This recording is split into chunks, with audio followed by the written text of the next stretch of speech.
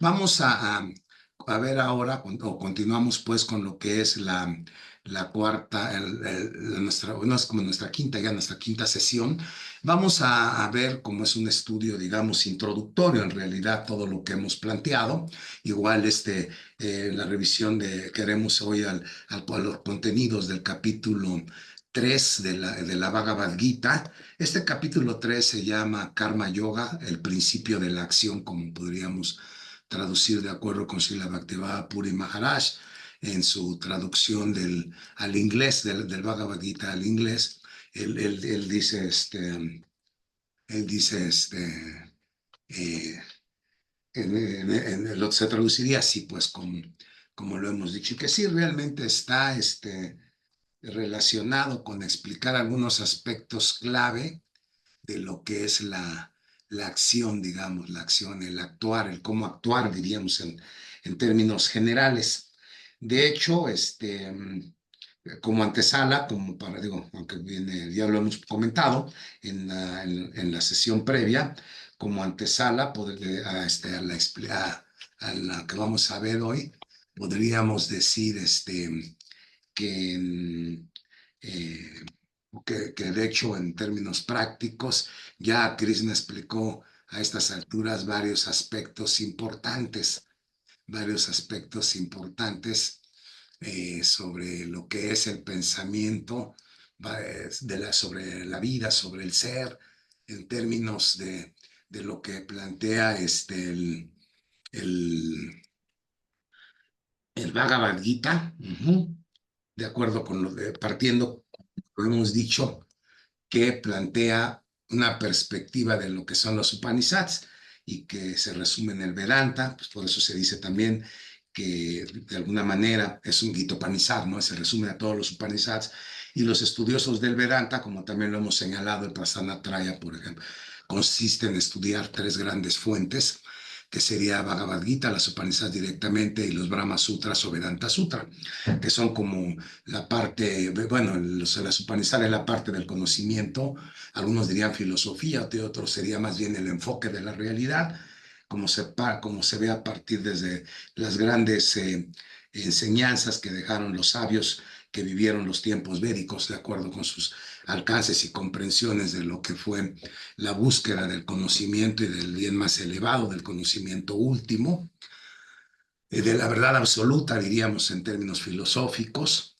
y el Vedanta Sutra o los Brahma Sutra lo que proporcionan son como el hilo conductor o el hilo lógico, la base lógica para entender la profundidad de las Upanishads, que incluso Krishna, como hemos visto en el capítulo 2, en algún momento dice que el lenguaje de los Vedas es florido y que por lo tanto resulta un tanto puede confundir fácilmente si no se lee o no se lee de manera, digamos, con una perspectiva que sea digamos, una perspectiva bastante clara y de alguien que conozca.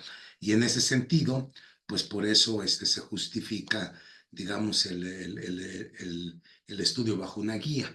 Es normalmente como en la tradición en India, ¿no? Una guía de tradición, precisamente parampara significa una sucesión, se dice sí, pero una sucesión de maestros, pero dentro de una tradición. Parampara en sí significa tradición. Entonces, seguir esa tradición pues puede llevarnos como hay varias tradiciones que en un momento paramparas que surgen, pues realmente se hace también luego difuso un poco. Pero bueno, eso es un tema un poco más, más complejo, pero podremos partir del punto de vista de que hay cosas en las cuales coinciden todas las diferentes paramparas o tradiciones y los grupos que se reúnen bajo esas paramparas, pues pueden ser diversos en el tiempo y obviamente en el espacio.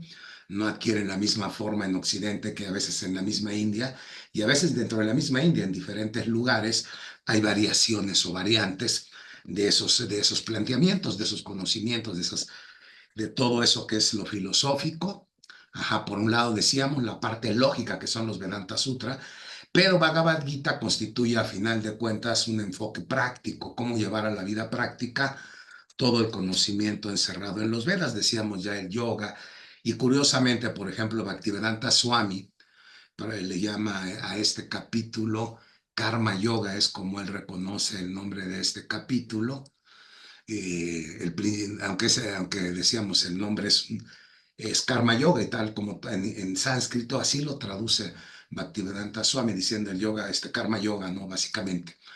Algunos consideran que en este apartado de Karma, en este capítulo, en lo que es Karma Yoga, eh, comprende o es como el núcleo de lo que sería la primera parte, decíamos, Yamunacharya establece que él es el primero que plantea que el Bhagavad Gita, o la Bhagavad Gita, mejor dicho, la Bhagavad Gita está dividida, según él, en, en diferentes secciones que son distinguibles tres básicamente. Ajá. Y entonces, eh, pues esas tres serían precisamente el Karma Yoga, lo que se conoce como Karma Yoga, Jnana Yoga y Bhakti Yoga. Serían las tres partes que estarían, digamos, de acuerdo con Yamunacharya en el Gitartha Samgraha, que es como se conoce, que Gitartha Samgraha sería como la esencia básica o meta de la Bhagavad Gita. Eso es lo que trata de plantearnos ahí Sri Yamunacharya, que es un antecedente muy importante del Vaishnavismo, que empieza con, digamos, en la corriente, hablando de sampradayas y de paramparas, de la corriente que Sri Ramanujacharya establece como lo que se conoce como la Lakshmi Sampradaya o Sri Sampradaya, o algunos cuando hablan de Sampradaya Vaishnava a veces se refieren específicamente a esa, aunque en realidad cuando hablamos de tradiciones Vaishnavas, pues es mucho más amplio. En tiempos modernos, sobre todo, hay una gran amplitud. Podríamos hablar de Vaishnavismos tradicionales o convencionales como el de Yamunacharya, quizá previos como el de Nimbarkacharya, que en realidad Nimbarkacharya es un heredero directo de la escuela Bhagavata y que es anterior incluso a lo que llamaríamos ese Vaishnavismo que se da en el siglo XI, XII, XIII de la era común o era cristiana, y que pues actualmente tiene expresiones más contemporáneas o modernas. También existe lo que llamaríamos pues el Vaishnavismo contemporáneo o corrientes nuevas. ISKCON, por ejemplo, la Sociedad Internacional para la Conciencia de Krishna, parece haberse asumido como un sampradaya propio porque oficialmente no reconocen a Gaudiya Math, que sería su Parampara y su Sampradaya, y el único que les estaría haciendo falta sería un Yagadacharya como Ramanuja, como Nimbarka, como Madhva, que no lo tienen, y entonces pues así solo así podrían ser reconocidos como sampradayas, o contar de acuerdo con la teoría de los avataras, con un avatar como Swami Krishna Chaitanya, que sus seguidores dicen o alegan que es una encarnación incluso de Krishna y de Radha y Krishna mismo,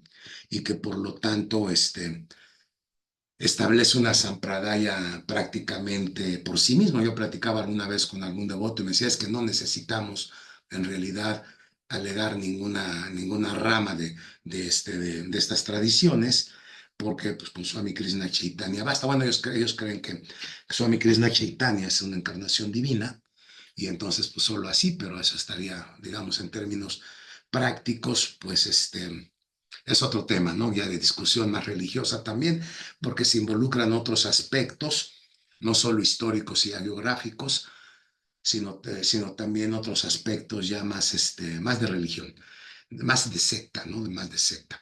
Entonces, para evitar bueno, yo por el momento no es el punto llegar a discutir eso, ni meternos en eso en este capítulo, ¿no? El objetivo es entender básicamente qué es este capítulo, qué función juega. Yo planteé lo de Yamunacharya, porque pues el capítulo en realidad se refiere a yoga de la acción, podríamos decir, como también se traduce karma yoga, o el principio de la acción, como lo traduce Sri Sri es la Bhaktivedanta Puri Maharaj, que me parece interesante cómo lo plantea, porque sí, me parece interesante desde el propio título, porque sí es lo que se plantea es el principio de la acción. Y vamos a comenzar ya metiéndonos un poquito más en el contenido propio del capítulo. Decimos, bueno, ¿y de aquí qué trata? ¿O cómo está estructurado el capítulo? Grosso modo, en el capítulo realmente ya otra vez el papel importante es el discurso de Sri Krishna, quien responde, digamos, a dos preguntas básicas, aunque hay tres versos en los cuales participa Arjuna. En el primero de estos versos es con el que él plantea un estado de confusión. Dice, a ver, dice, me tienes ahora confundido. Le está platicando a Sri Krishna.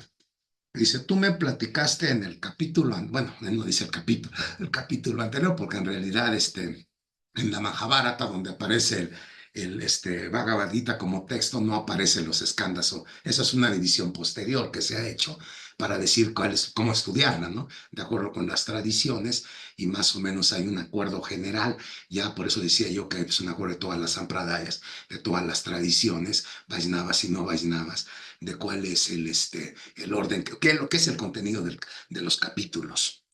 En el fondo es, digamos, un acuerdo común. Entonces, le dice, tú me has comentado hasta ahora que existe, por un lado, el sendero del conocimiento, el Buddhi, del uso de la inteligencia, del uso del razonamiento, Buddhi Yoga, que en términos prácticos, Buddhi Yoga es básicamente dentro del contexto de la Bhagavad Gita, en principio es Samkhya Yoga, en principio, porque para esas alturas del partido pues todavía no existen las seis darshans védicos o las 10 darshans que emanan de los Vedas para comprenderlos y estudiarlos, todavía no existen como algo plenamente establecido, o así como rayas, así como que aquí empieza uno y aquí está el otro, sino que más bien son como diferentes enfoques que se complementan en realidad, si se estudian, se complementan. No podemos entender uno quizás completamente o cabalmente si no entendemos el otro. Entonces, en la medida que vamos avanzando en la comprensión de uno de los enfoques, se va como que abriendo más el panorama, como cuando estudiamos algo, ¿no? Cuando estudiamos el kinder, pues apenas palitos y bolitas y eso es todo el rollo, ¿no? En primaria empezamos a desarrollar nuestra capacidad de lectura, de escritura, vamos adquiriendo algunos conocimientos que en principio son elementales, básicos, sin que podamos profundizar en nada. Conforme vamos avanzando de grado en grado y de nivel de estudios en nivel de estudios, vamos logrando obtener una perspectiva más amplia que no solo nos permite, por ejemplo, en última instancia, cuando llegamos a una cierta etapa de formación, no solo nos permite especializarnos en el área profesional de elección, por ejemplo, como en el caso de quien estudia todo en el sistema educativo hasta llegar a una formación profesional, sea técnica o universitaria, pero profesional al fin y al cabo. Entonces llega un punto en el cual pues uno se puede especializar, por ejemplo, en un área, pero especializar en un área quiere decir empezar a entender con mayor profundidad ciertos aspectos de los conocimientos que anteriormente se pueden haber visto como pues, un tanto superficialmente o de manera muy introductoria. Pero también, si seguimos en esa especialidad y podemos ver, a la luz de eso, podemos ver los conocimientos de otras áreas o de otros departamentos, de otras ciencias, como decimos actualmente, de otras áreas de conocimiento o disciplinas, podemos verlos y entenderlos también con una perspectiva más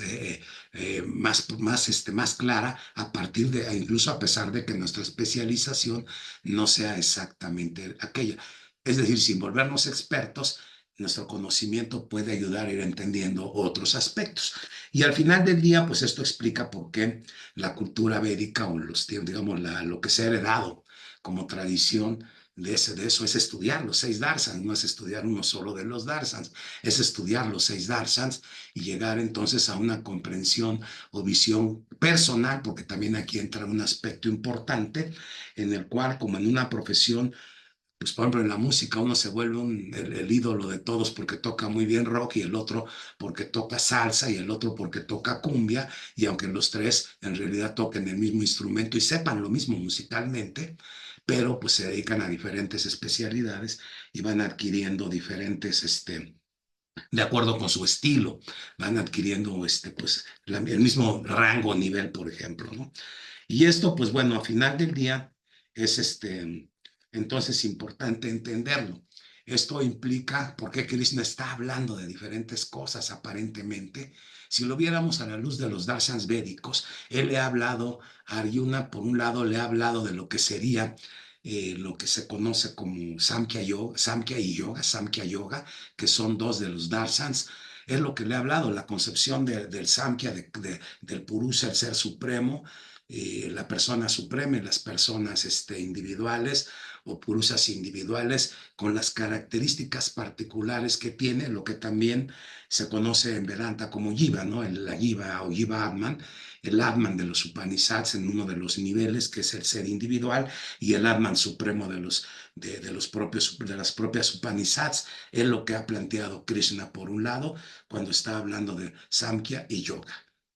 Es lo que ha planteado. Incluso habla de las características de la persona como alguien que ha logrado ya ubicarse en el punto en un cierto punto de comprensión o de la verdad, y se ha ubicado en una plataforma de vida en un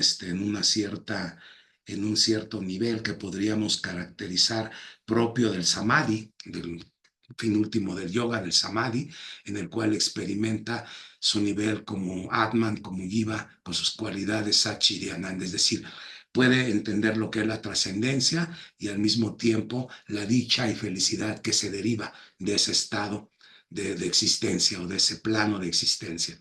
Y por el otro lado le está diciendo a Arjuna, pues que tiene que cumplir deberes, que tiene que luchar, que su deber es pelear, enfrentar y matar incluso, si es necesario, a sus propios, parientes y todos los que se han opuesto a que Arjuna y sus 4 hermanos, los 5 Pándavas, se ubiquen en el reino que les pertenece como los regentes y gobernantes. Ahí Arjuna entonces, al empezar, empieza este tercer capítulo de la Bhagavad Gita, decíamos, planteándose esos cuestionamientos. Dice, tú me empiezas a confundir ya. Dice, ya estoy confundido ahora sí.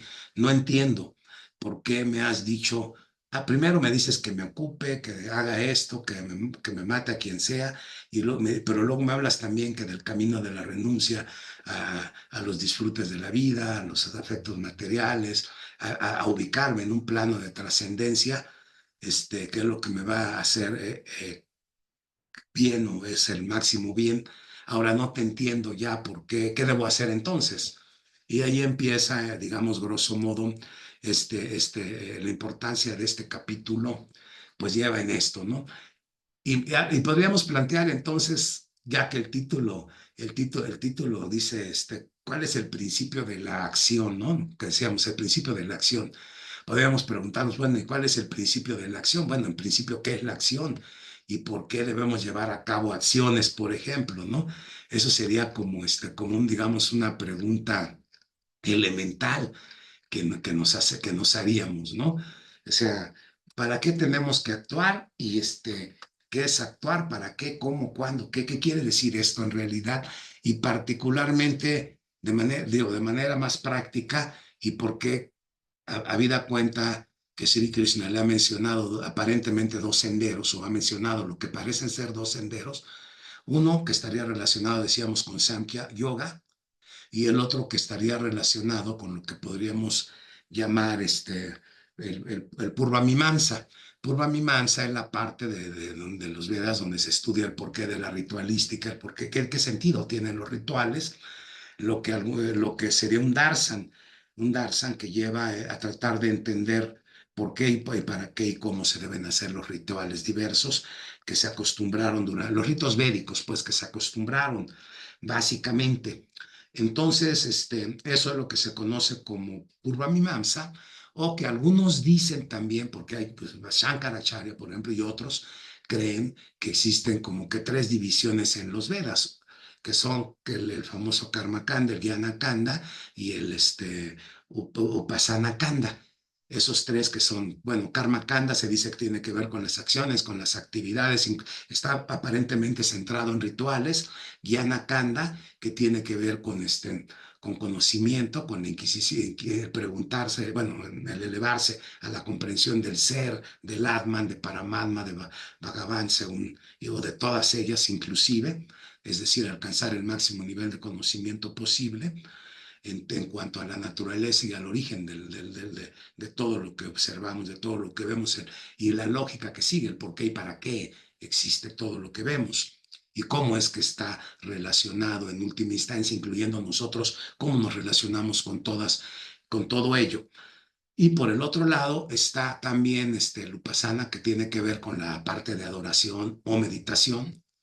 Serían como los tres grandes rubros que se hablan y que ha dado lugar a la división que algunos dicen ahí en Bhagavad Gita, como la que plantea Yamunacharya, Karma Yoga, Jnana Yoga y Bhakti Yoga, que en realidad es una forma de, sí, de comprender Bhagavad Gita, definitivamente, eso es claro. Yamunacharya, como su nombre, bueno, Acharya significa alguien que sigue el camino o que está siguiendo el camino y que por lo tanto nos puede decir cuál es el camino.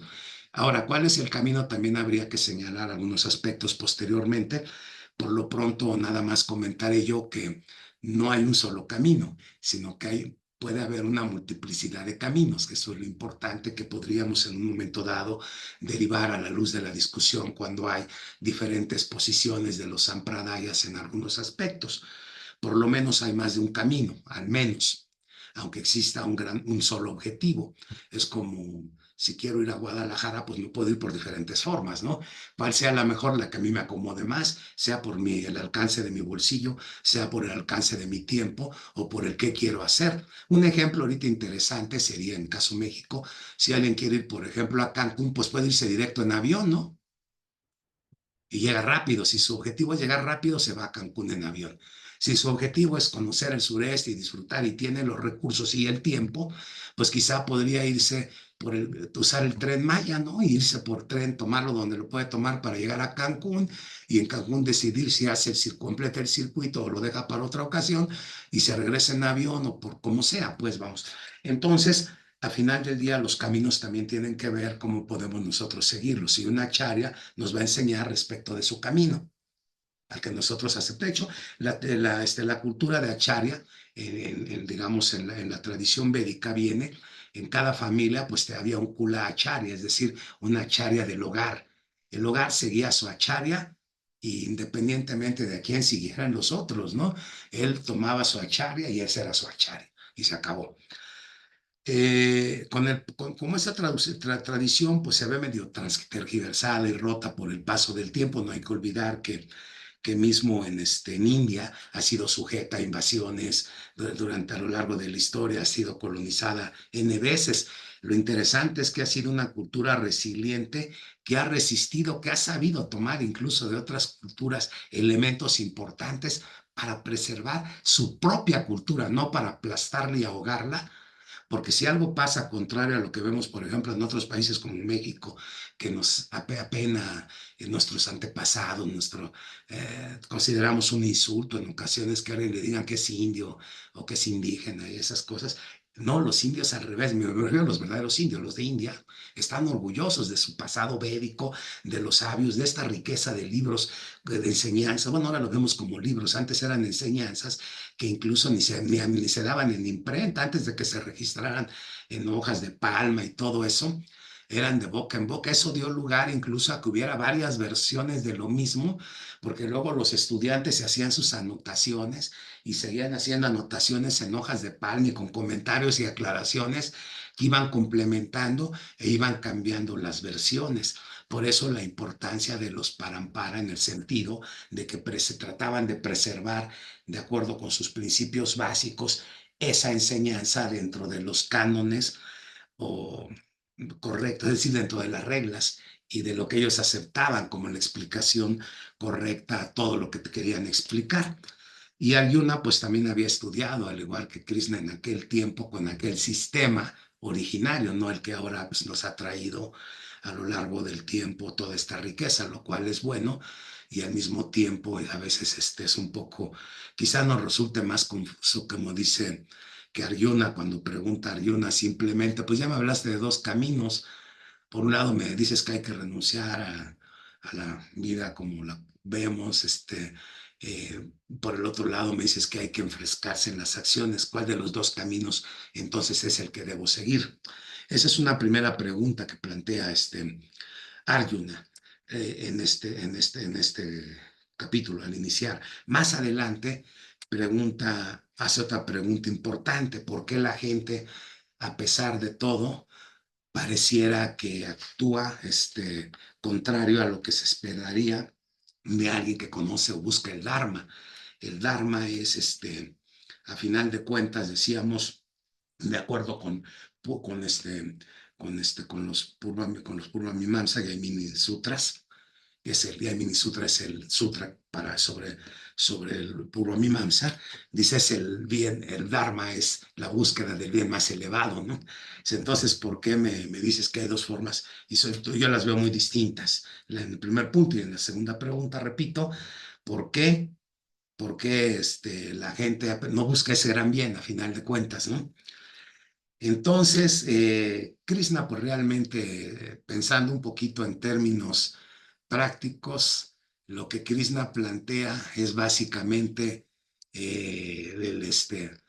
una vida que va a estar ocupada en dos niveles, aparentemente, en dos grandes niveles. El primer nivel, dice, es el de la acción. ¿Por qué? Porque nadie puede dejar de actuar. Nadie, absolutamente. Todos tenemos que trabajar, todos tenemos que hacer algo para ganar nuestro sustento. Todos. Nadie puede dejar de actuar, absolutamente nadie. Todos. Esto implica entonces que no podemos abandonar el camino de la acción realmente. No podemos abandonar el camino de la acción de manera definitiva. No es posible. Entonces, eso, bueno, ¿qué es la acción entonces? Pues bueno, la acción es algo, es algo que se va a llevar a cabo si nos remontamos a lo que hemos venido, se plantea desde el capítulo previo, pues la acción está impulsada en realidad por efecto de las gunas, ¿no? De las cualidades que hay, y que eso nos explica en la filosofía Samkhya, las cualidades de la propia naturaleza, que son como el tejido que dan vida y forma a todo lo que la naturaleza manifiesta, y todo lo que hablamos de naturaleza manifiesta viene desde el principio más, más básico, que es Prakriti, que es, digamos, el principio el Mahat, como se manifiesta ese estado no, ni siquiera, no tan solo que no está manifiesto, sino que ni siquiera se puede expresar a sí mismo, sino que es lo que llamaríamos como energía, simplemente que está ahí presente como un principio básico, y que como lo ha descubierto la física nuclear y la física cuántica en un principio, pues la propia, bueno, eso desde Einstein, desde los principios de la energía, desde la física atómica, la física nuclear, se puede empezar a entender entonces que la propia energía se convierte en materia, es materia, y no hay diferencia en cierto sentido entre materia y energía. Son distintos en cierta forma, es decir, en el nivel de actividad atómica, se decía antes atómica, ahora ya sabemos que hay una gran cantidad de cosas que no que ni siquiera se pueden entender o conocer. Inclusive, hace poco estuve al alcance una descripción estoy buscando a ver si la puedo ubicar, de cuánto es lo que realmente conocemos del universo. Además, me voy a permitir ahorita que en el Zoom, me voy a permitir compartirla para que veamos esto es una, esto es una, esto es digo, es presentado como una tablita de lo que de cómo ven ahora la física, el conocimiento de la materia. Dice, energía oscura es el 69%. O sea, es energía oscura, como el nivel más alto, digamos, de manifestación física. Luego viene la materia oscura, que es 25%. Energía oscura y materia oscura se les llama así porque se dice que sabemos que está ahí.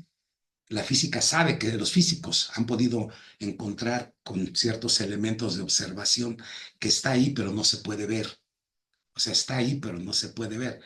Si lo vemos junto, pues suma casi el 90 y tantos%. La materia regular, que es lo que vemos, es aproximadamente un 5%. La radiación, que tampoco la vemos, solamente la percibimos como consecuencia de la acción, es menos del punto, cuando aproximadamente el punto 0,01, casi nada. Y los neutrinos como elementos que están ahí, que tampoco podemos ver a simple vista, es el 0,1% y 0,005% aproximadamente son lo que llamamos, está constituido por lo que llamamos agujeros negros. Esto es lo que llamamos universo en términos físicos.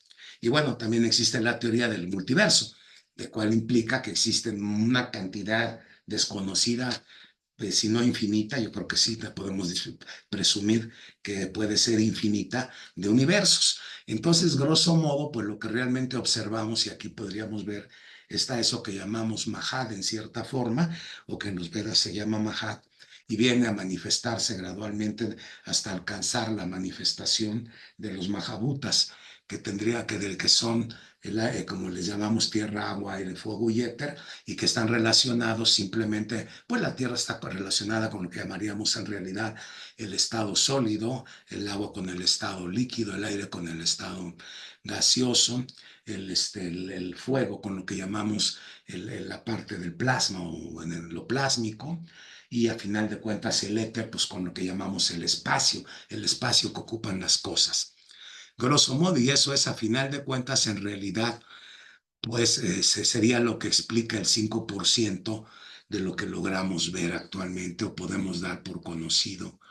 A final de cuentas, esta parte, digamos que podemos decir, se extrae es lo que nos enseña a grosso modo en aquellos tiempos como concebían el planteamiento. Incluso en algún lado se dice que lo que llamamos el mundo material o la parte material de la creación en realidad es solamente un cuarto de lo que hay o de lo que existe, y que las 3/4 partes de lo que no existen es aquello que está arriba, principios que están arriba de esto, de este principio de manifestación, y que podríamos referirnos como avyakta o no manifiesto en las Upanishads, y que tienen que ver con la parte de lo que también podríamos traducir como, algunos dicen, como el reino del espíritu, ¿no? La parte que no es material de la existencia o los planos de existencia no material. Entonces, pues bueno, esa parte la estudia el Samkhya, todo eso, pero al mismo tiempo, si nosotros vamos conociendo, vamos interiorizándonos en el conocimiento de esto, el cuerpo, como sabemos, es algo que va a estar presente y lo va a estar, como Krishna ha estado señalando anteriormente, lo va a estar ocupando permanentemente en un tiempo, en un espacio de tiempo dado, que es el espacio de existencia que podríamos llamar vida, nuestra vida en este cuerpo, lo que llamamos vida, pero que en realidad tarde o temprano ese cuerpo va a dejar, como lo decía el capítulo pasado, va a dejar de existir, ¿no? En vía de mientras, el cuerpo es una constante agregación y desgregación de sustancias que tienen sus cualidades, sus características, como se estudia también en otra parte de los propios Vedas, como es la, este, la parte de la parte de la naturaleza, las características que tiene, las formas, digamos lo que hace Vaisheshika, que sería el equivalente a la parte que estudia la parte de física tangible, que digamos lo físico, los demás fenómenos tangibles, equivalente, ¿no? Digamos, algo parecido, aunque allá como se ve todo con el contexto védico, pues forma parte de una integridad, y no como ahora que un experto en física, pues a veces no sabe lógica, o más allá de un cierto nivel, o no saben otras cosas más que eso, ¿no? Cada quien se especializa ahora en una sola cosa, por ejemplo, ¿no? Pero al margen de eso, pues al margen de la gran riqueza que ya tenían nuestros antepasados y que ya conocían, o como dice el doctor Manuel Peinbar, un gran físico reconocido, profesor de la UNAM, investigador, mejor dicho, de la UNAM, en el Instituto de Física, que incluso ha sido asesor de la NASA, es un destacadísimo científico mexicano. Él, como lo ha dicho, pues esto que estamos diciendo, dice, en realidad, dice, sabemos muy poco, no sabemos casi nada.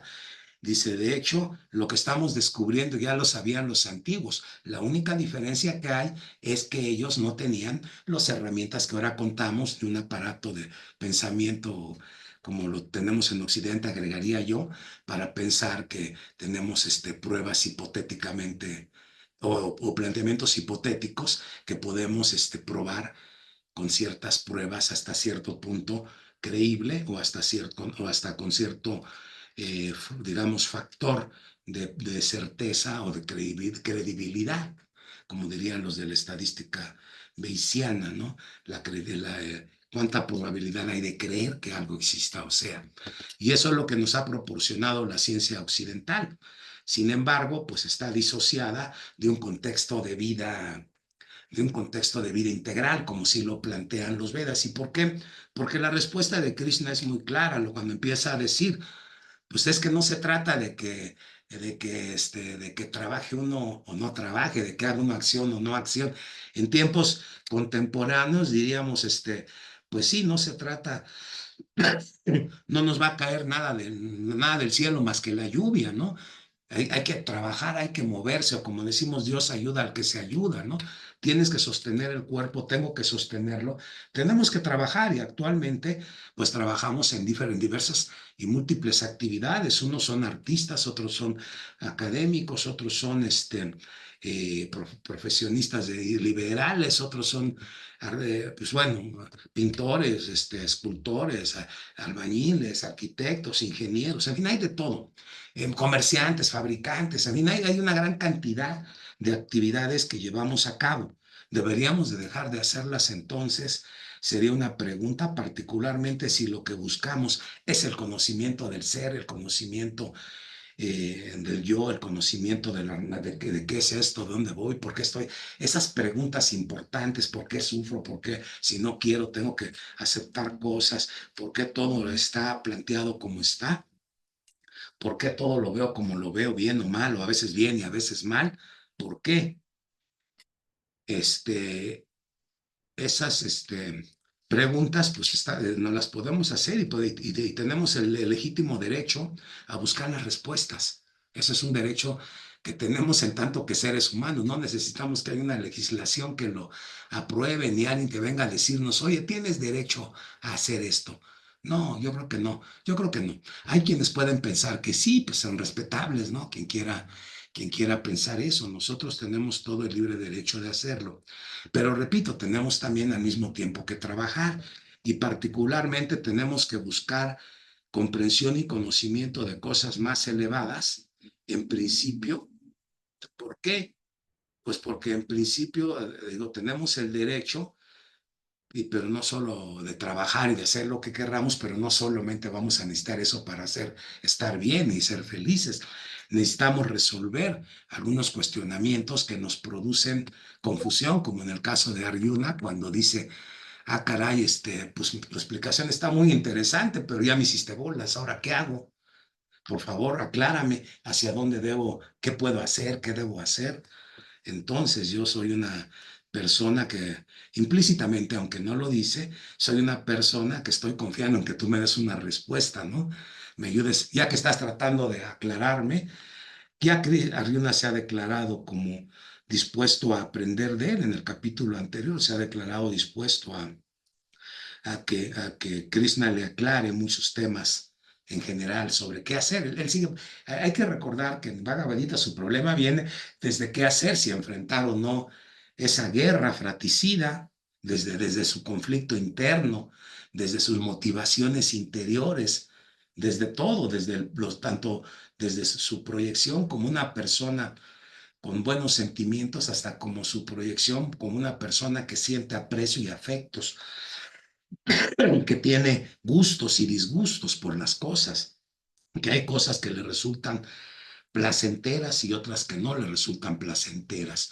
A él le resulta placentero cuando dice, pues, cuando dice con quién voy a disfrutar, está diciendo, pues es como decir, yo me siento feliz de disfrutar con mi familia, como nosotros, ¿no? Cuando llegamos, hey familia, ya llegó acá el jefe de la casa, ¿no? Y nos queremos sentar con ellos a ver la televisión, ver una película, compartir la comida, platicar. Si vamos a tener una reunión familiar más grande, esperamos que todos vengan y que estén todos felices, contentos, en fin, y nos sentimos a gusto en medio de todos ellos. Él se siente igual. Implícitamente él está diciendo que él sentiría gusto de estar con su familia disfrutando, a gusto. Pero si él tiene las riquezas y no está con sus familias, dice qué chiste tiene eso para mí. ¿No? De ahí se motiva realmente. Es otra de las partes, ¿no? Claro, hay varios puntos que él plantea. Hay que recordar que desde el primer capítulo plantea de manera muy clara una preocupación también en relación con qué hacer para sostener su vida dentro del contexto de lo que es el bien más grande, el Dharma, el bien común, el bien para todos.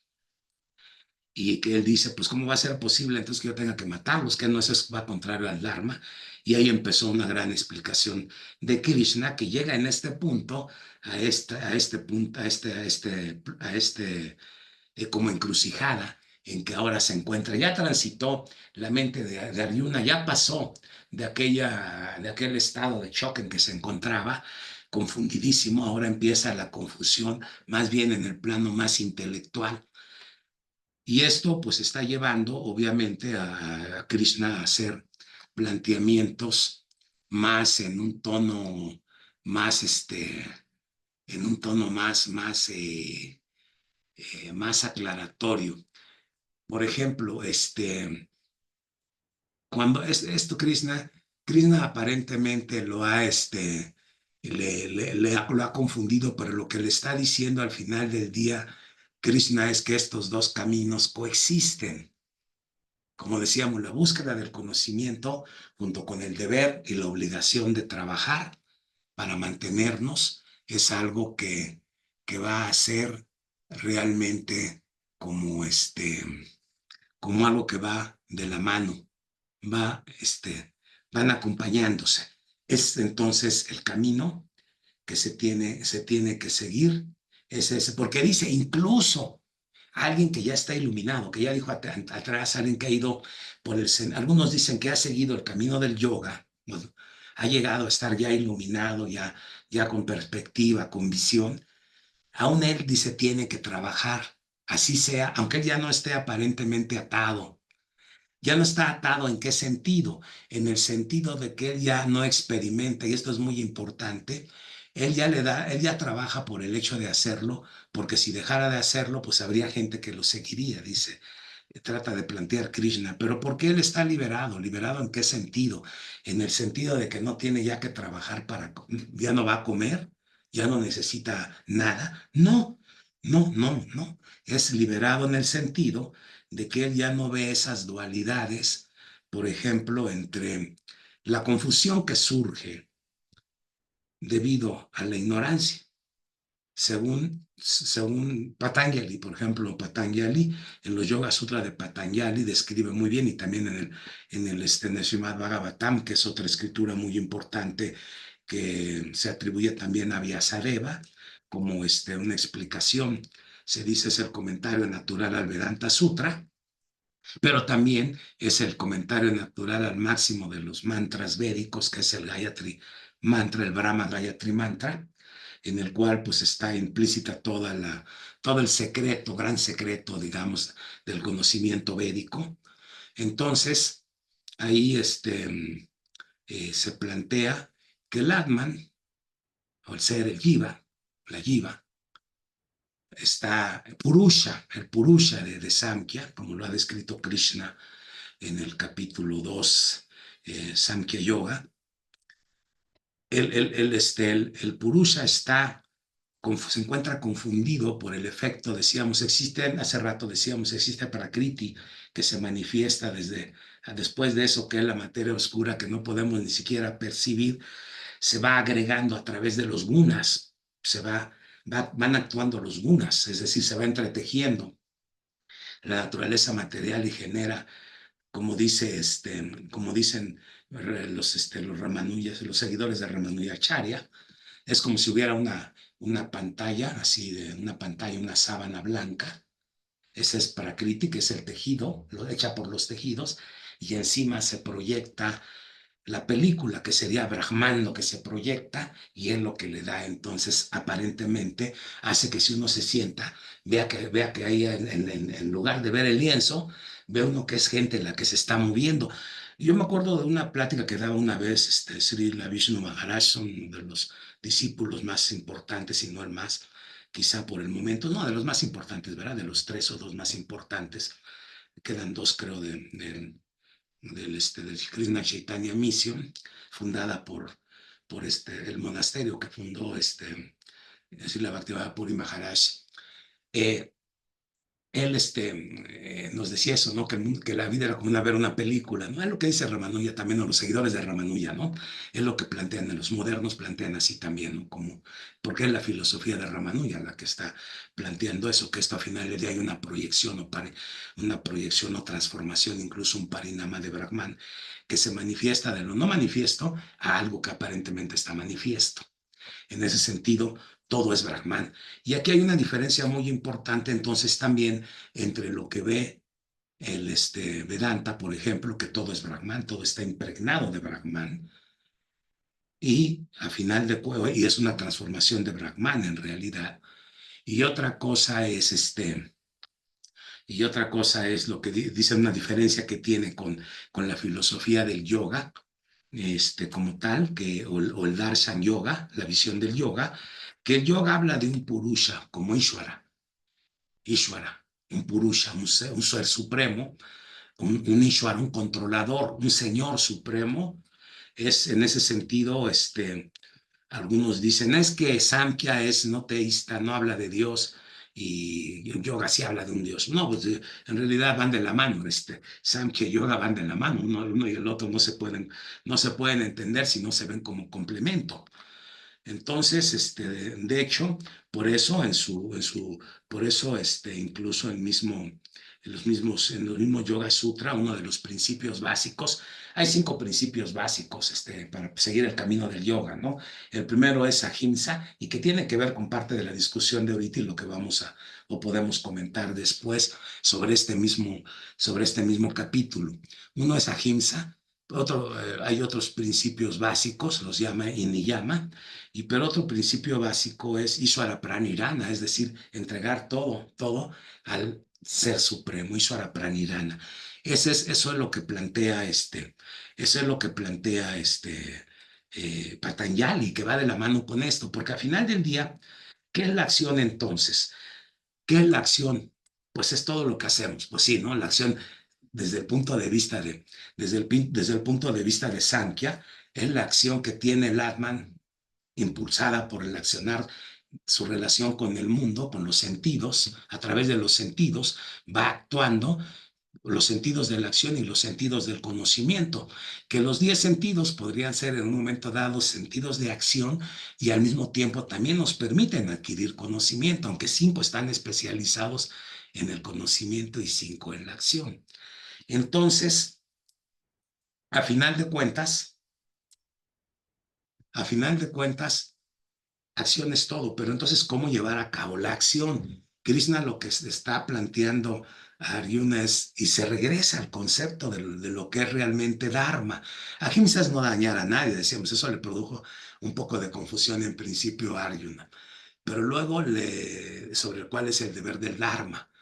Entonces, ¿cuál es el deber del Dharma? En realidad, se habla de 3 pilares de Dharma. Hay podríamos hablar del Dharma en diferentes niveles, ¿no?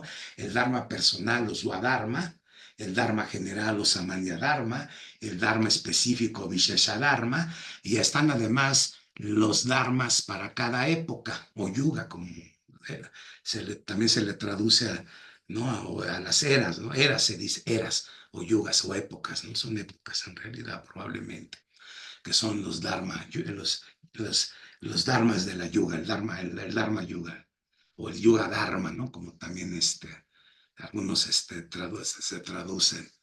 Entonces, estos dharmas tienen algo en común, que es lo que sostiene al individuo, a la colectividad y a el todo, ¿no? En última instancia. En ese sentido, dada la concepción de que existe un Purusha original, que de hecho hay una canción que se llama la Brahma Samhita, ¿no? Que es, entendemos que una Samhita es parte de un Veda, esa fue recuperada, una parte de esa Samhita fue recuperada por Swami Krishna Chaitanya en el sur de la India. Él allá se tuvo que quedar, él andaba haciendo un peregrino, un viaje así como sannyasi, como renunciante al mundo, en esta etapa de renuncia como la que dice Arjuna, pues me dices que me vaya de renunciante, al mismo tiempo tengo que estar aquí peleando, pues ya no entiendo cómo le hago, ¿no? Si me tengo que ir a andar de lugar en lugar viviendo como un renunciante al mundo, ¿cómo voy a trabajar? Pero Swami Krishna Chaitanya en esa etapa de vida, que hace su viaje de itinerante, eh, en el sur de la India, se dicen en cuenta de Brahma Samhita, en manos en un templo, lo tiene un sacerdote, un templo monasterio, ¿no? Allá lo que pasa es que la idea de templo y monasterio en la cultura india están muy imbricadas. Son en realidad monasterios para personas que viven ahí con templos abiertos al público. Es más o menos como funcionan por lo general los templos allá. No como aquí que, bueno, no tenemos ya por necesidad, nos vimos en la obligación por esa histórica de acabar con esos temas, pero pues se sigue viendo los templos como un medio para adoración y las personas lo pueden hacer y lo pueden hacer, pero allá pues es más tradicional todavía eso, ¿no? Entonces tienen todavía ese nivel, digamos, todavía esa forma, pues sí, su independencia es más joven, es un país más joven, India, que nosotros, su independencia tiene ni la cuarta parte que la nuestra, apenas va para 70 años, nosotros ya rebasamos los 100 años de independencia, ya andamos en qué, los 200, ¿no? 200 y fracción. Entonces, bueno, ellos son más tradicionales todavía en ese sentido, ¿no? Y entonces lo que hace lo importante de esa zanjita, lo importante de esa zanjita es que en ella empieza diciendo algo muy importante que relaciona todos estos planteamientos, el planteamiento de qué es Ishvara, quién es Ishvara y quién es, o Purusha Supremo, ajá, y dice Ishvara Parama Krishna, ¿no? Dice Ishvara Parama Krishna. Krishna es esa persona, es esa Purusha, Adi Purusha. Ishvara Parama Krishna él es el Supremo, dice Ishvara, del Ishvara del yoga. Él es el supremo Ishvara, el Ishvara del yoga, pues el Ishvara de todos los Ishvaras, por decirlo así, porque cada uno puede ser un Ishvara. Uno tiene cierto margen de control sobre ciertas cosas. En ese sentido, uno es un Ishvara, pero existe un Ishvara supremo o Parameshvara, y ahí aclara, dice eso. En otra parte dice Adipurusham. Ese Ishvara es Adipurusham, la persona original, y eso responde también a una pregunta que podría habernos surgido, que no se le está haciendo a Arjuna en este punto, pero que tiene que ver con quién sería o quién podría ser entonces la persona original, de donde todos los demás somos no un clon, porque no somos un clon, no podemos ni siquiera funcionar como un clon. En realidad también somos proyecciones pequeñas, minúsculas, mínimas de esa persona original, como los rayos del sol son proyecciones de la existencia del sol, que por sí mismo produce una cantidad ilimitada de porciones y partes, ¿no? Que se van todas difuminando y difundiendo en diferentes puntos del espacio. Así somos nosotros, la diferencia entre un rayo y otro en ese sentido, la única diferencia que existe es que somos puntos en diferentes estamos ubicados, perdón, mejor dicho, estamos ubicados en diferentes puntos del espacio, pero hay un principio de unidad en toda esta diversidad. Entonces, en ese sentido, sí somos totalmente iguales. En otros sentidos, vamos a empezar a diferenciarnos. ¿A partir de qué? A partir de lo que plantea Patanjali en su Yoga Sutra, decíamos, y en el en el canto tercero de la Srimad Bhagavad Purana, o la Bhagavad, como también la Bhagavata, como se le dice, que es una escritura muy preciada por los Bhagavatas en realidad, y lo sigue siendo. Incluso muchos Vaishnavas también la adoptaron como consecuencia de que el Vaishnavismo es heredero de esa escuela Bhagavata, de la cual pertenece Nimbarkacharya. Entonces,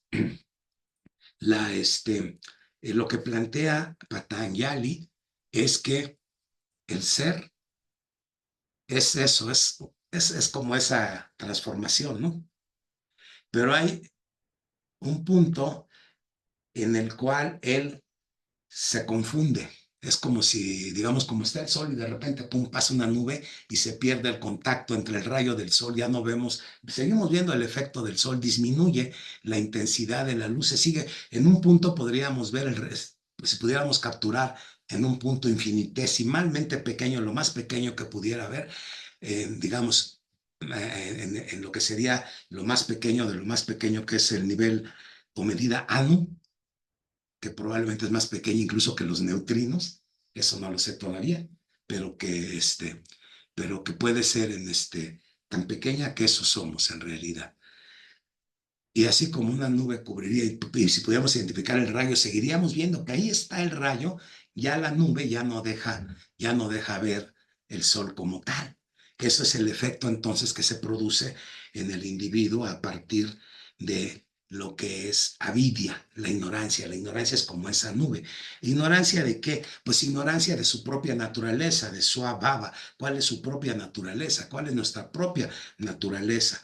Entonces, cuando perdemos la visión de esa naturaleza, somos presa de lo que se llama raga y duesha, aquello que nos gusta o nos atrae y aquello que nos disgusta o la cual sentimos aversión, amor, odio, gusto, disgusto, afecto, desafecto, etcétera. Se da una serie de contrarios que producen en nosotros, mediante esa confusión, elecciones o nos inducen a elecciones sobre qué hacemos y qué tomamos y qué no tomamos, por ejemplo, qué queremos hacer y qué no queremos hacer, y empezamos a considerar el cuerpo como propio. Y una vez que tenemos considerado el cuerpo que tenemos como propio o que tengamos como el propio, con él como consecuencia del gusto y el disgusto que nos genera todo, viene lo más importante en principio, que es el temor a la muerte. No solo nos apegamos al cuerpo como una fase en el proceso, porque empezamos a experimentar el placer y el no placer a partir del disfrute de los sentidos o de disfrutar los objetos de los sentidos. Y entonces surge también el miedo a la muerte. Entonces dice, ¿el yoga cómo procede? Dice Patanjali. ¿Qué es lo primero que tendríamos que hacer entonces? Si nos apegamos al planteamiento de Patanjali, quiero decir, lo primero que debemos decir, y esto me estoy basando mucho en el comentario, en la traducción que hace con comentario Sri Brasilihari Yoshi, experto Vaisnava, eh, experto en sánscrito, estudioso del Vedanta y pues experto en yoga, estudió las ramas de las 6 darshans. De hecho, él estudió Vedanta, todos los enfoques de Vedanta y en Benares, en Kashi. Y bueno, entonces eso nos pone en la situación de Arjuna. Dice, lo primero que hay que hacer, dice Patanjali, es para salir de todo esto y recuperar nuestro estado natural, Suabhava, nuestra propia existencia. Sua es propia, Bhava, existencia.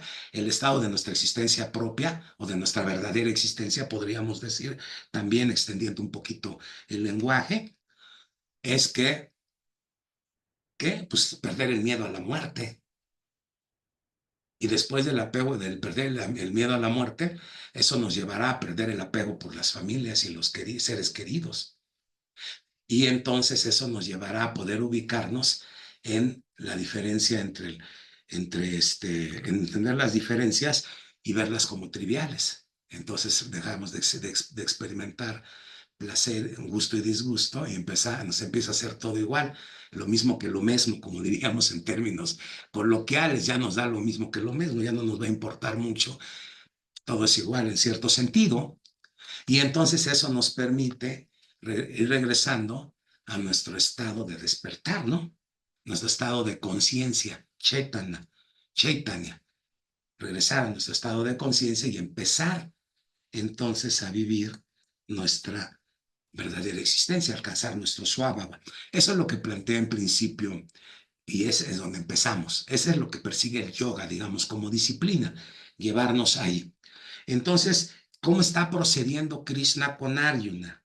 Krishna con Arjuna lo que está haciendo es eso precisamente, pero él se ríe cuando él dice, ay, no, ¿tienes miedo de morir? Pues si tú eres un gran héroe, eres una persona heroica, valiente, como diríamos en términos modernos, echado para adelante y ahora te echas para atrás, ¿cómo? No, ese cómo, pues no, hasta se ríe, ¿no? Él casi dice, no, no manches, no cabe, no, eso no va contigo, no es digno de ti, no, no va con quien tú eres un gobernante, eres un príncipe, date cuenta, estás hecho para gobernar y disfrutar de este mundo. ¿Cómo que tienes miedo? Y luego le dice, mira, lo que pasa es que en realidad tú ni siquiera eres eso, hombre, ubícate, tú ni siquiera eres eso. Es lo que le plantea Krishna a Arjuna como una realidad. El Atman, pues es como una batería, ¿no? Es como una batería que no tiene ni nada, ¿no? Se mete en un aparato, ese es el condicionamiento, es como la nube que tapa el rayo del sol. Lo metemos en un aparato y funciona como celular, como teléfono, o funciona como para activar algún despertador, o un aparato, hasta un radio, en fin, es lo que va a cambiar. O un reloj, un reloj con su batería, pues es la misma, la batería la puedes poner en diferentes lugares y va a actuar de manera distinta. Entonces, ese condicionamiento, esa nube, pues lo hace actuar de manera distinta. Somos puestos, dicen los sabios védicos, en la rueda del samsara, que también se describe en las escrituras, ¿no? Como una especie de ciclo sin fin, el cual puede ser roto en la medida que logramos librarnos de eso. Entonces, ¿qué es librarnos de eso y cómo librarnos?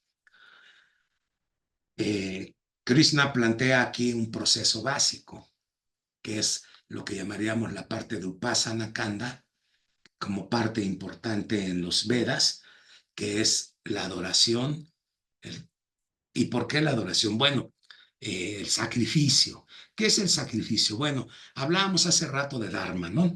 Decíamos que si no hubiera Dharma, o que sea el Dharma es el camino correcto, el actuar adecuadamente, si no hubiera esto, pues la tierra perecería. Lo vemos ahorita, ¿no? Con todos las conductas que se apartan del Dharma, tenemos sociedades caóticas, y pareciera que están digamos, a punto hasta de desaparecer, ¿no? Ahorita hay amenazas de que si pasa esto te mando unos bombazos y hace el otro, y en fin, etcétera, etcétera. Tenemos como que un equilibrio de vida muy inestable, toda la vida pende en un hilo, la vida del planeta incluso, es decir, vivimos en la frontera de lo que sería el Dharma y el no Dharma, ¿no? Aparentemente.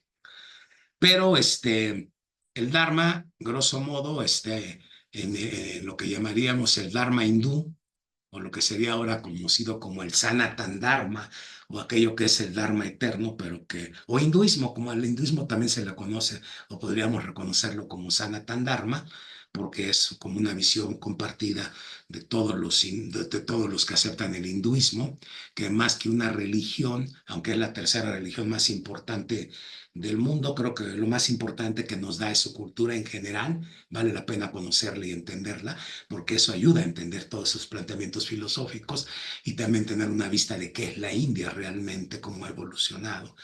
Aunque repito, es una democracia, bueno, no es un país con menor no logra la madurez de independencia que nosotros ya tenemos, más de nosotros. Pasamos los 2 siglos, somos un país que ya está entrando a su madurez de independencia, aunque formalmente inició hace 2 siglos. En realidad nuestra independencia se consolida con Benito Juárez y las leyes de reforma iniciadas por Valentín Gómez Farías. Es cuando pero somos un país con más, en ese sentido, con más tiempo de independencia, desafortunadamente, con mucha de nuestra cultura, pues, sofocada. Ahí están las raíces, pero está sofocada. En cambio, en India, pues, está vivo todas estas enseñanzas, repito, toda esta cultura. Y Sanatan Dharma, visto como una cultura y como una religión y como una forma de vida, toda cultura en última instancia, podemos verlo como un estilo de vida, una forma de vida, está relacionada con 3 grandes pilares que son, de ellos se van a tratar en diferentes momentos en la Bhagavad Gita, se van a tratar y se van a ir incluso profundizando. Por mencionarlos ahora, esos 3 son yajna o sacrificio, dana o caridad y dádivas, y tapa, austeridad o incomodidades. Estos 3 son grandes pilares, no son los únicos probablemente, pero son 3 grandes pilares en los que se asienta el Sanatan Dharma. Aquí Krishna plantea el sacrificio, diciendo que desde el creador Brahma es quien instruye los sacrificios o dota al mundo de todo lo que crea, que es la forma, digamos, que el Señor, el controlador supremo, la forma que adopta directa o indirectamente para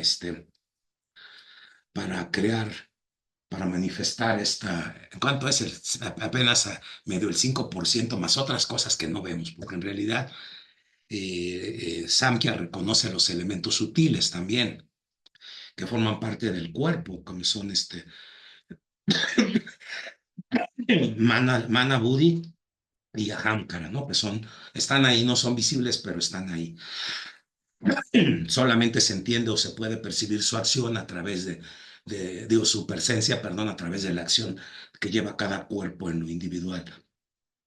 Entonces, el sacrificio, dice, se instruyó, y ese es el objetivo. ¿Qué significa sacrificio? Eso es algo muy interesante. Sacrificio viene de 2, digo, traducido para nosotros, en español viene de 2 raíces. Ya es el término sánscrito, y en español las 2 raíces de las que viene, perdón, es sacro y oficio, hecho o acto sagrado. Entonces, lo que plantea Krishna en Bhagavad Gita es que el sacrificio en principio es necesario porque surge en nuestra propia acción, ya lleva en sí un acto. El punto es que ese acto o los resultados de ese acto debemos reconocer, así como la pila no puede reclamar ser el número 3 del reloj, o que el 3 le pertenezca. Así nosotros llevamos a cabo la acción por nuestro deseo, se impulsa la acción a través de los órganos de los sentidos, y nosotros simplemente creemos que lo hacemos a través pensamos que somos lo que lo estamos haciendo, cuando en realidad esas son las cualidades de la naturaleza, es el tejido propio de la naturaleza, las gunas, que están dando, a final de cuentas, como resultado, un fruto. Las gunas afectan a todos los butas, decíamos, a los elementos básicos, subatómicos inclusive, y los va haciendo que se agreguen. Existe, digamos, el cambio o acción de la acción, que sería como impulsado por raya, por la guna raya. Viene el estado de lo que sería el mantenerlo en cierta estabilidad, que sería el sattva guna. Y la otra cualidad o característica que está dentro de eso tangible que vemos sería la transformación que es la destrucción de algo para que pase a otra forma de manifestación. Por eso decimos la materia y la energía no se crean ni se destruyen, solo se transforman. Son principios, son así, son el A de la física. Ahí empieza la física cuando, moderna, ahí empieza cuando se entiende y se plantean las leyes de la conservación de la materia, las leyes de la conservación de la energía. No se crean ni se destruyen, solo sufren cambios. Entonces, ese cambio, esa transformación va produciendo resultados aparentes y productos aparentes que van desde los más burdos hasta los más sutiles, porque no actuamos solamente en el plano burdo, sino también actuamos en el plano sutil, que el plano sutil está dado por lo que llamaríamos la mente, la inteligencia y el ego. Por ejemplo, podemos crear ideas, crear, aparentemente digo, crear en el sentido de que nuestros deseos dan lugar a a que se creen ideas, no que nosotros seamos, a final de cuentas, los creadores últimos, no somos creadores de nada, en realidad simplemente estamos proyectando de acuerdo con la tercera pregunta que, o la tercera intervención, que es en realidad la segunda pregunta, la tercera, en la tercera intervención de Arjuna en este tercer capítulo, que es y por qué entonces, a pesar de que podemos tener conocimiento y saber lo que es correcto y lo que es incorrecto, por qué la entidad viviente actúa de manera que destruye los buenos frutos o resultados de sus acciones. El sacrificio es muy importante, decíamos, pero, pero si el hombre hace sacrificios eh, para obtener, el resultado, eso es lo que conduce, digamos, al apego, a continuar el apego, porque hay una motivación antes. El motivo es el gusto que sentimos por algo que nos lleva a buscar algo. Por ejemplo, nos gusta comer pozole, pues ahora tomamos como pretexto las fiestas patrias y comemos pozole, por ejemplo, ¿no? O tostadas o lo que nos gusta ahora en la fiesta patria, ¿no? Entonces, eh, en realidad, porque estamos impulsados a actuar por los deseos, ¿no? Dice Krishna a Arjuna. Entonces, si bien es cierto que los sacrificios fueron instruidos entonces para obtener o llevar a cabo nuestras acciones, esto nos remite a varios temas. Antes de seguir sobre el último punto del capítulo 3, quisiera platicar un poco sobre el tema del yagya, ¿no? Digamos, en los Vedas, en el Taittiriya Samhita y en el Shatapatha Brahmana, en el primero se dice que Vishnu se identifica con el sacrificio en los Vedas. Se dice que el Yagyo Devyo Nilataya Vishnu Rupan Krito Asa Pritibhan Pravishade, es lo que dice el Taittiriya Samhita. O sea, el sacrificio no es más que el sacrificio hacia los dioses, está en realidad dirigido hacia la forma de Vishnu, Vishnu Rupam, o sea, la forma de Vishnu Krito Asa, Prithivim Pravishad. Él es el que da forma pues a esta tierra y que la misma tierra forma parte de él, ¿no? A final de cuentas, él es el origen del sacrificio. De hecho, pues se dice que por lo tanto, él es adorado para que en realidad sea como el centro del rito.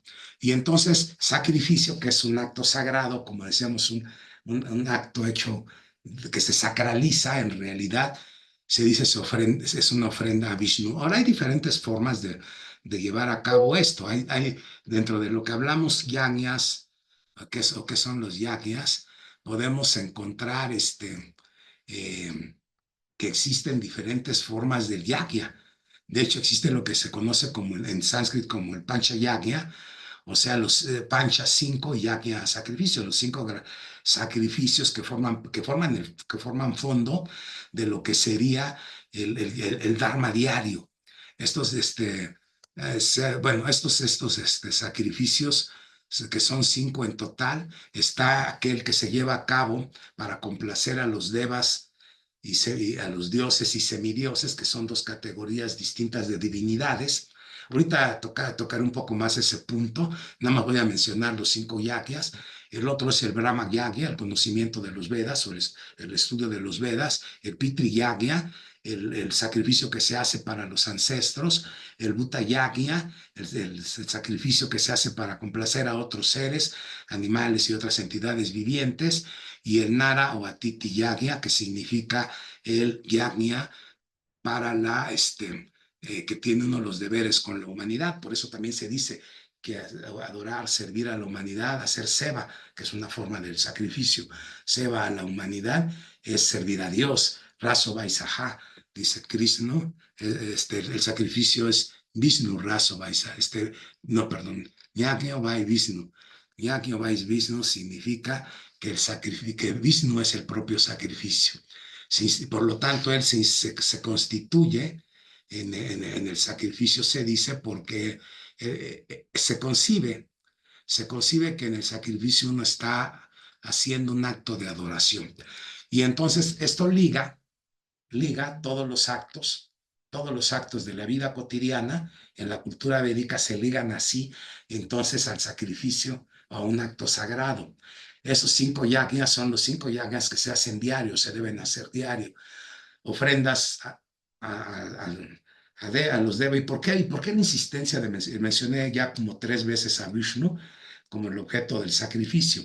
Porque en realidad lo que se hace, por ejemplo, si vemos hay áreas ocasionales que son hechos de manera esporádica y que son, por ejemplo, pues muy periódicamente, son sacrificios, como digamos, rituales más grandes, donde, donde se lleva a cabo. Estoy buscando una imagen, creo que sí, aquí la tengo. Voy a buscar a ver si la comparto para, bueno, que ustedes, quienes ya lo conocen, este tipo de imágenes no tendrán ningún problema en identificarlo y otros que vean por primera vez tengan un acercamiento a este aspecto que sigue vivo en la India. Son culturas milenarias, es un evento de una cultura milenaria que sigue presente. Ese gran fuego que vemos está representando ni más ni menos que la boca de Vishnu. De acuerdo con la literatura védica, la gran persona o Purusha, la persona universal o Purusha, está formada, es el cuerpo del Señor, de Ishvara, del Ishvara del yoga, Purusha del Samkhya Yoga, el Ishvara del yoga, el gran ser, la persona suprema, no la persona individual, sino la suprema, y está entonces representado el cuerpo el sacrificio es el cuerpo de él por eso se habla en el Purusha Sukta, es un himno que se canta, por ejemplo, en los sacrificios védicos, como una ofrenda como para ofrendar al Purusha. Grosso modo, lo que hay, como vemos, un sacerdote que ofrece oblaciones, ofrendas, en forma de granos, semillas, etcétera, está ofreciendo. Y el fuego representa, en términos del sacrificio, la boca del Señor. Durante el ritual védico se cantaban himnos védicos, mantras védicos. Había varios sacerdotes participando en el sacrificio védico. Y entonces el objetivo del sacrificio pues era complacer a Vishnu, aunque pudiera dirigirse a alguna divinidad o deidad o un dios, algún dios, por ejemplo, que está relacionado a final de cuentas con todo. Porque si vemos, por ejemplo, que repitiendo en los butas pensando, por ejemplo, en la tierra, en el agua, en el aire, en el fuego, se piensa que detrás de ellos hay una divinidad, una divinidad, un dios, el dios del fuego, el dios de la lluvia, etcétera, etcétera. Y no es que se adore a muchos dioses, en realidad todos ellos son divinidades que son como representantes en última instancia de un Deva supremo, Mahadev, quien está siendo realmente el controlador de todos ellos.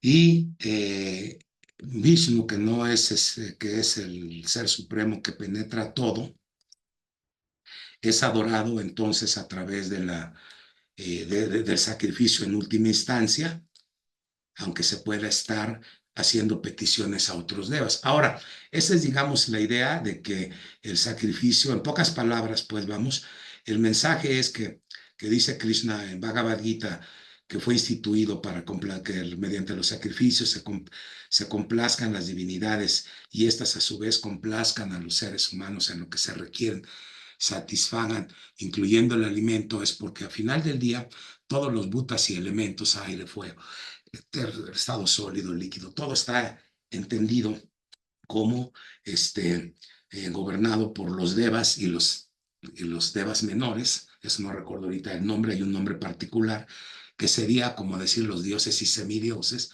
que realmente están a cargo de la manifestación o de la parte de la manifestación, aquello que era Vyakta ya en el Mahat, del cual nos habla el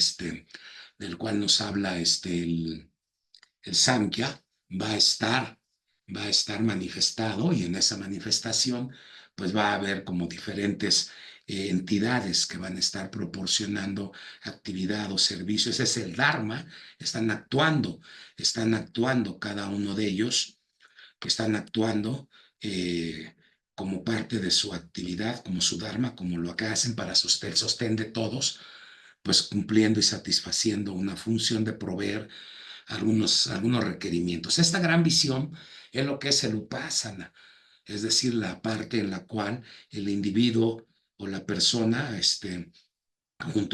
lleva a cabo, por un lado, sus actividades de cierta forma que le permiten mantener una conciencia que impida que caiga nuevamente presa o que caiga presa, y si lo está, que deje de estar presa de la perspectiva de confusión que surge, decíamos, cuando el Atman es cubierto por avidya. Avidya significa ausencia de conocimiento o sin conocimiento. Vidya, conocimiento o iluminación. Avidya es pues estar sin conocimiento, sin iluminación, sin luz, pues vamos, no tener una luz. Entonces eso es avidya. Y el conocimiento pues sirve precisamente para retirar o remover esa avidya y para mantenerse fuera de esa avidya, de ese nivel de ignorancia, ¿no? Que nos cubre en diferentes niveles en un momento dado. Y entonces por eso la vida debe ser llevada a cabo constantemente en esa perspectiva. Repito, la perspectiva debe ser que acciones y actividades diarias con conocimiento.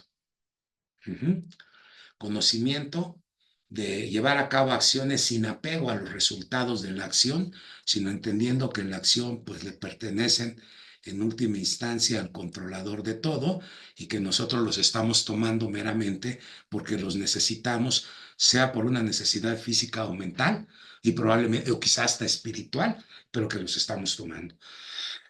Y en ese sentido ofrecemos los resultados de la acción o se ofrecen los resultados de la acción. Ese es el sentido del volver sagrado.